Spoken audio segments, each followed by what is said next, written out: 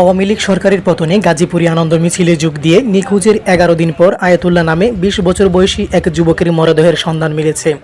গত শুক্রবার বিকেলে আয়াতুল্লাহর স্বজনেরা রাজধানীর সোহরাওয়ার্দী মেডিকেল কলেজ হাসপাতাল মর্গে তার মরদেহ শনাক্ত করে।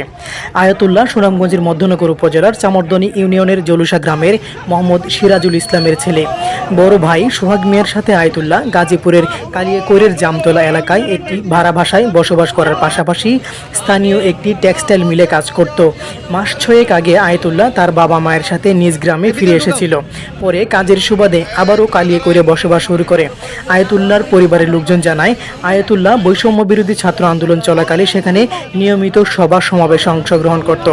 গত 5 আগস্ট আওয়ামী লীগ সরকারের পতন হলে তার বড় ভাই সোহাগ মিয়ার সাথে কালিয়াকৈরের মৌচাক এলাকায় আনন্দ মিছিলে যোগ দেয়।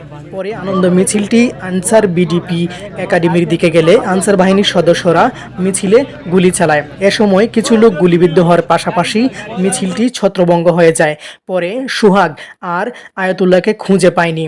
এরপর থেকে আয়াতুল্লাহর পরিবারের লোকজন গাজীপুর এবং ঢাকার বিভিন্ন হাসপাতাল ও মর্গে তার খোঁজাখুঁজি করতে থাকে এবং কালিয়াকৈর থানায় একটি সাধারণ ডায়েরি করা হয়। পরে গত শুক্রবার বিকেলে সোহরাওয়ার্দী মেডিকেল কলেজ হাসপাতাল মর্গে আয়াতুল্লাহর মরদেহের সন্ধান পায় তার পরিবার। শনিবার রাত 10টার দিকে আয়াতুল্লাহর মরদেহ ধর্মপাশায় পৌঁছালে স্থানীয় ছাত্র জনতা ও বিএনপি সহ বিভিন্ন রাজনৈতিক দলের নেতৃবৃন্দ ফুল দিয়ে শ্রদ্ধা জানায়।